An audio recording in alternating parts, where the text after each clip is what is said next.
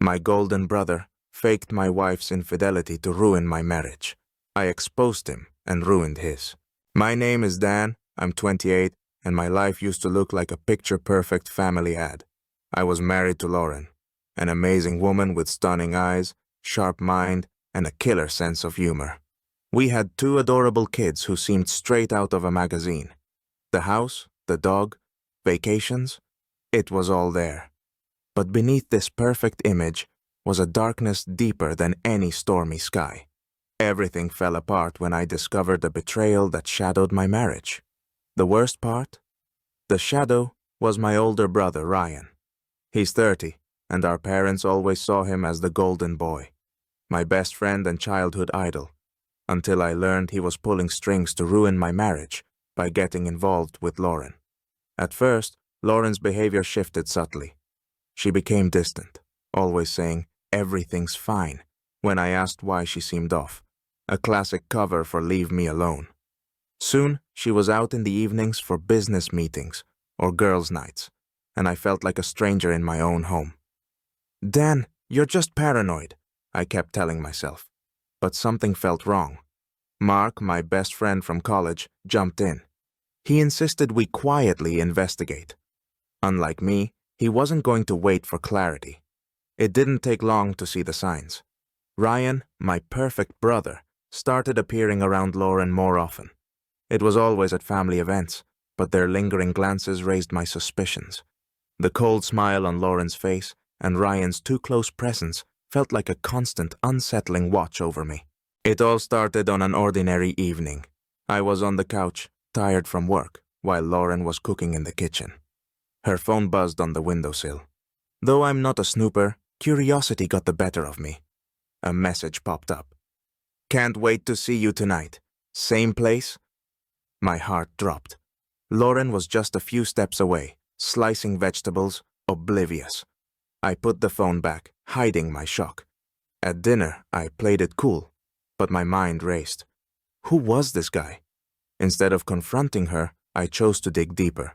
Lauren's behavior only got stranger. She spent more time away with excuses like late meetings and weekend yoga. Sure, 9 p.m. yoga. Every time she left, I sat home, stewing, noticing the lingering smell of perfume when she returned. I couldn't take it anymore and decided to follow her. Feeling like a character in a bad detective novel, I tailed her to a cafe downtown. There she was, laughing and touching some guy's hand. It was a punch to the gut. I wanted to storm in, make a scene, but I couldn't move. When Lauren came home late, all smiles and fake cheer, I was left to wonder how things had gone so wrong. My once trusted partner had effortlessly hidden the truth. After witnessing Lauren hugging that guy, I knew something was terribly wrong. The next morning, I pretended everything was normal, but I was furious. I couldn't wait any longer, so I called my old friend Mark, known for his knack for uncovering secrets. He listened carefully and agreed to help, warning that I needed to investigate everyone, not just Lauren. The detective work began. I followed Lauren, checked her phone, notes, and computer. It was like a low-budget spy movie. Then, during one of her yoga sessions, I got into her laptop. To my shock, I found an email thread with my brother, Ryan. At first, it seemed innocent, but the content was clear. He was encouraging her infidelity. He told her she deserved better and to enjoy life, suggesting they meet just to talk. I was furious.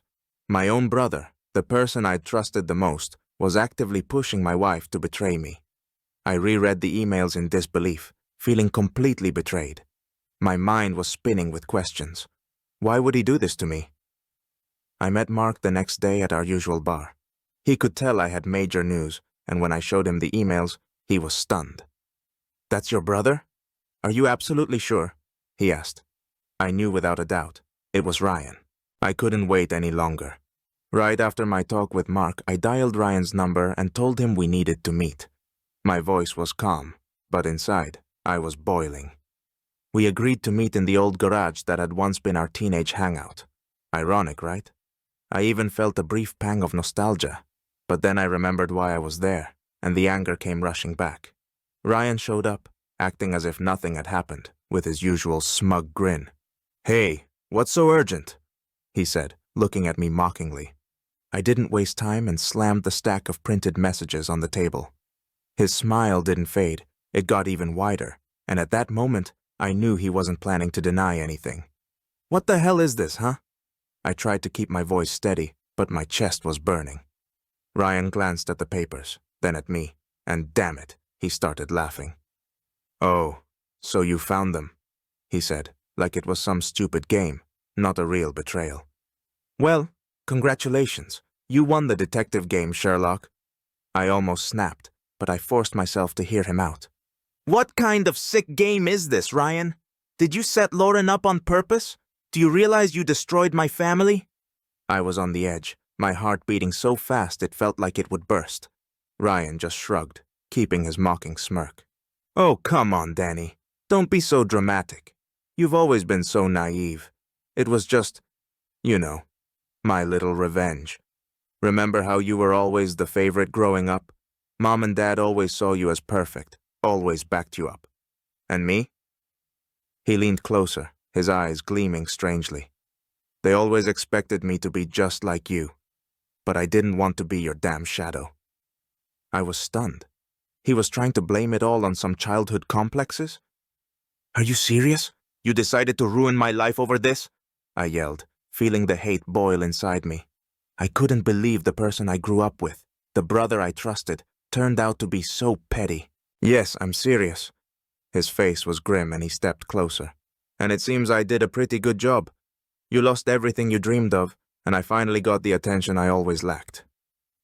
Something inside me snapped. All the pain I'd bottled up exploded like gasoline hitting a spark. I shoved him hard, and suddenly we were fighting. We rolled on the dusty garage floor, exchanging punches and shouts that echoed through the space. It happened so fast, I felt my fists hitting his face, heard him fighting back. The rage clouded my eyes. I barely knew what I was doing. You're a pathetic, jealous loser, I yelled, grabbing his collar. He fought back, but I wouldn't let go. Finally, we both stopped, gasping for breath. He lay on the floor, his face bloodied but still wearing that same arrogant expression. Yes, I was jealous of you, he croaked. You always got the best. The good job, the beautiful wife, the perfect life. And me? I was just a backdrop for your shiny show. He struggled to stand, wiping the blood from his lips, and added, But now, you've got none of that, and I don't regret it. At that moment, I realized I wasn't going to be a victim anymore. Yes, I was furious. I felt betrayed, but it no longer mattered. I wasn't going to take it lying down. A plan formed in my mind. If Ryan was so determined to ruin my life, I wasn't going to just let it go. This wasn't just about revenge, it was a promise to myself to take back control over my fate. I stepped closer, pulled him up from the floor, and with a cold stare said, You're going to regret this, Ryan. I won't let you walk away. Let's see how you handle it when I tear your perfect life to shreds. I wanted something more, a true act of justice. And to get that, I had to be cold, calculated, and very, very careful. No rash moves, no unnecessary noise. I was going to destroy Ryan just like he had destroyed my life. And first, I needed to find the most vulnerable spot in his perfect life. It turned out Ryan had a girlfriend named Emma, a gorgeous woman who always looked like she'd stepped out of a fashion magazine. I'd heard about her before, but didn't pay much attention until I realized she was his weak point. He was head over heels in love, constantly pledging loyalty and doing everything he could to show what an ideal boyfriend he was. Yeah, right, the ideal boyfriend with a long list of dirty secrets. And that's exactly what I was going to use against him. I began my investigation, turning into a full-on spy. You see, this wasn't about jealousy or wanting to compete. No, it was much deeper. I felt that by tearing his world apart, I'd be restoring my own. So, every morning, I left the house with one thought.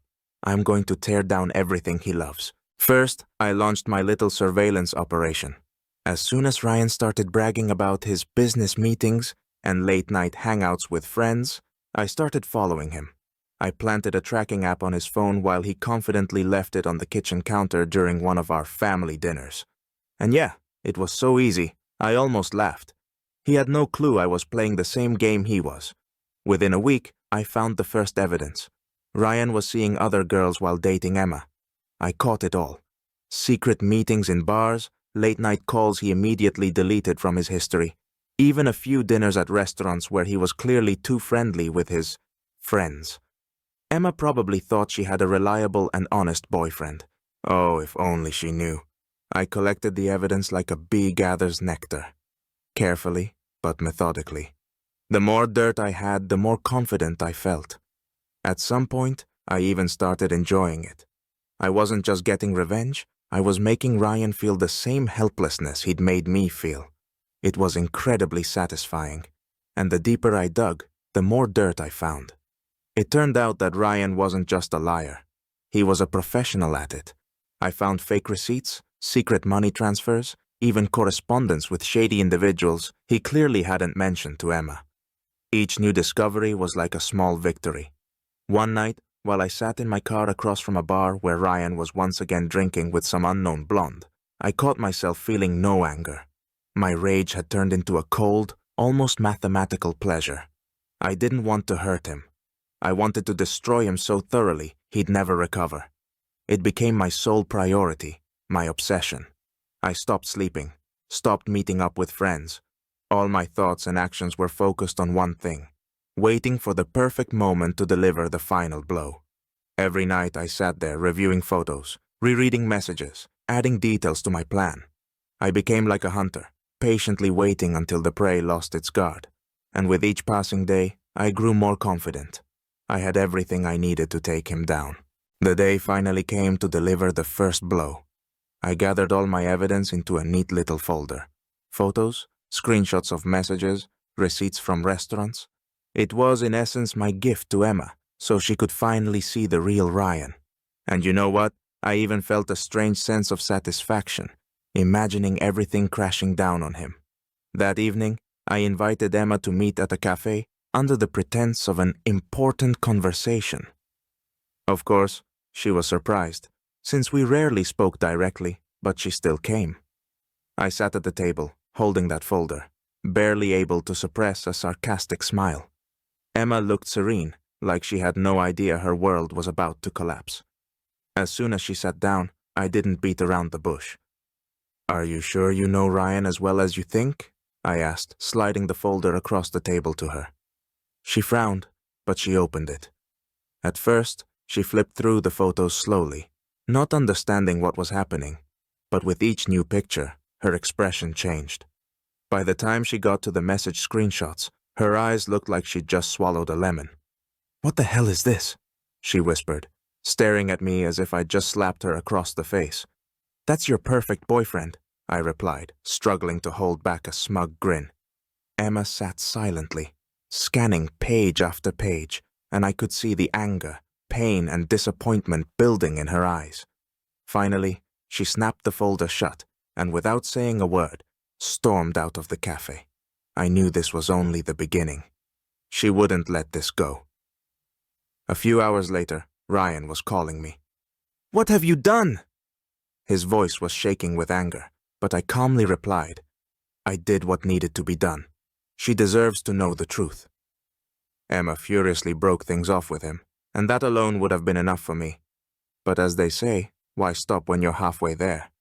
I needed to make sure Ryan felt like a complete fool. I decided to set up a little surprise.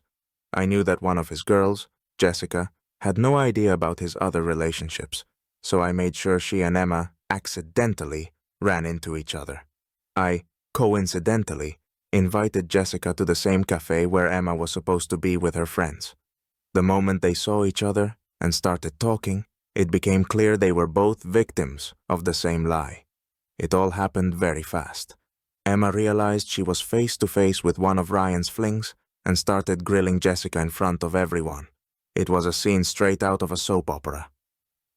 The cafe fell silent, and I, sitting in the corner, watched with the cold detachment of an observer. Ryan showed up a little later, right when Emma was laying out all the facts I'd given her to Jessica. His face when he saw the two furious women, was priceless.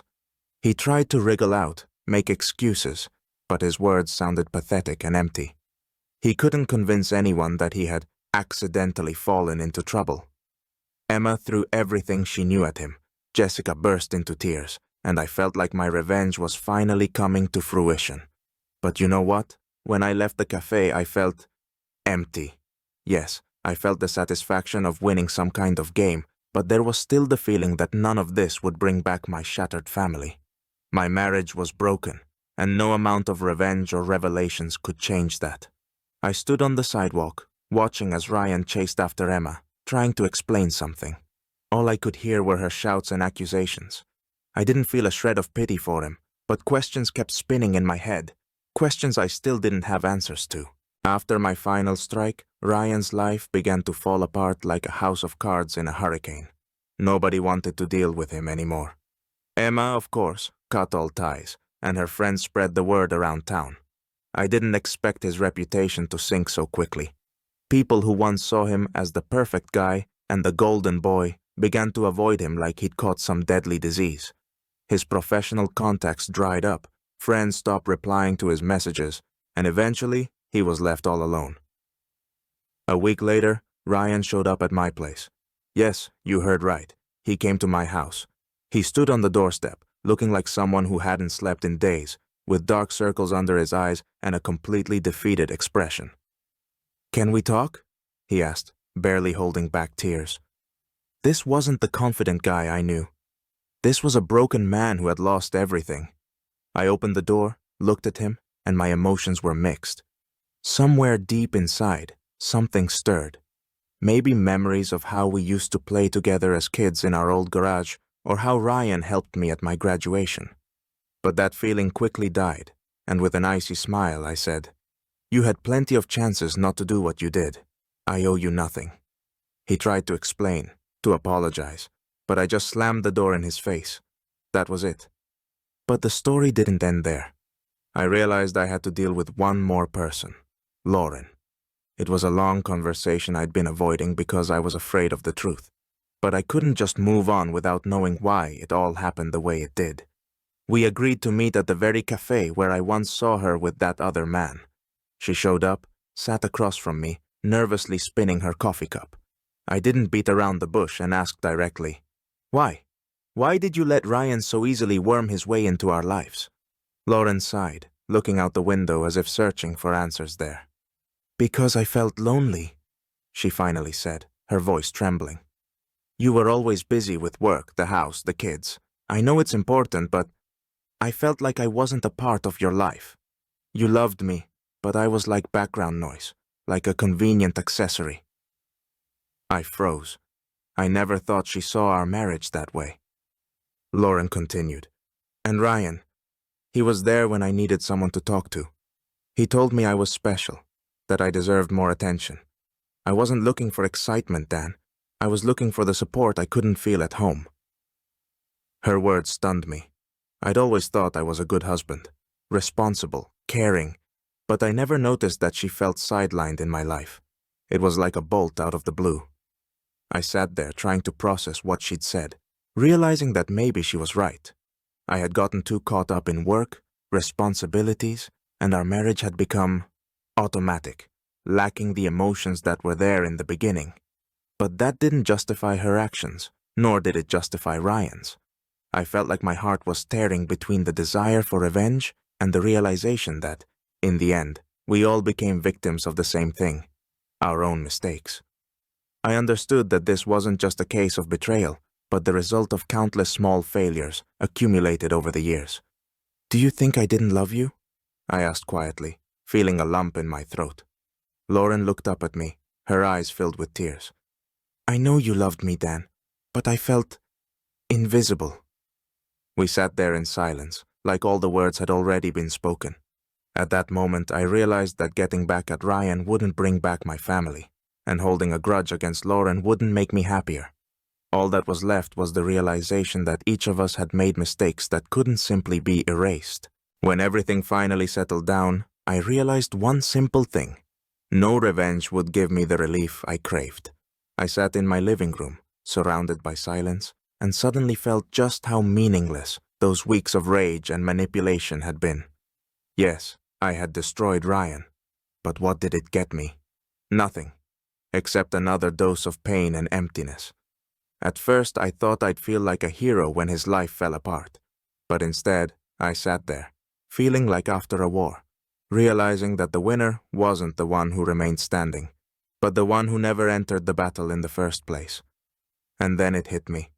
I was wasting my life on old grudges instead of moving forward. The decision came suddenly and swiftly. I met Lauren in our favorite park, where we used to walk with the kids. We stood together, watching them play on the playground, and I finally said what had been brewing for a long time.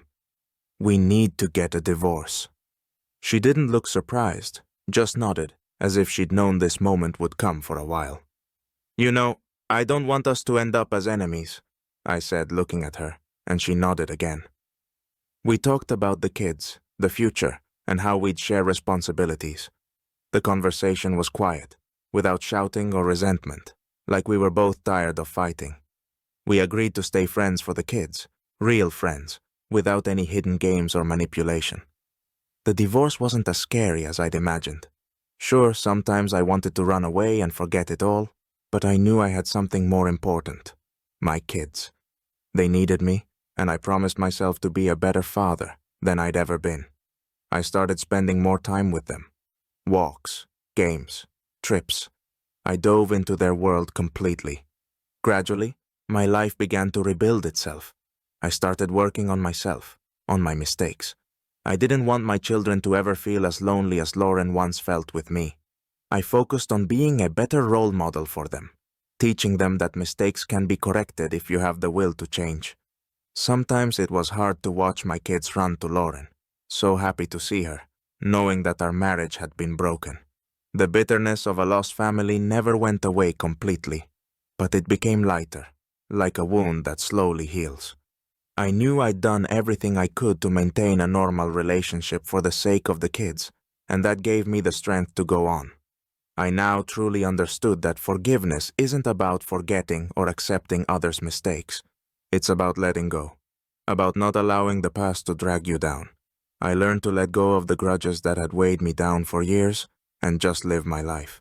It was hard, it was painful, but in the end, I felt relief. It was like a massive weight had been lifted off my shoulders, and I could breathe freely again. I stopped trying to go back to the old days. This was a new chapter of my life, and I decided I'd live it on my own terms. I took up my hobbies, started traveling with the kids, and just enjoyed those moments that used to seem like minor details. I even got back into playing guitar, which I'd given up long ago, and it became my little oasis of peace amid the chaos of life. Of course, there was still bitterness. From time to time, I'd catch myself wondering what could have been if Ryan hadn't interfered, if I'd found another way to handle things. But now, those were just echoes of a past I no longer let control me. I wasn't that naive guy who believed in a perfect life anymore. But I also wasn't the vengeful person I'd become after the betrayal. Now, I was someone who had learned to let go. And that perhaps was the most important thing I had managed to do over all these years.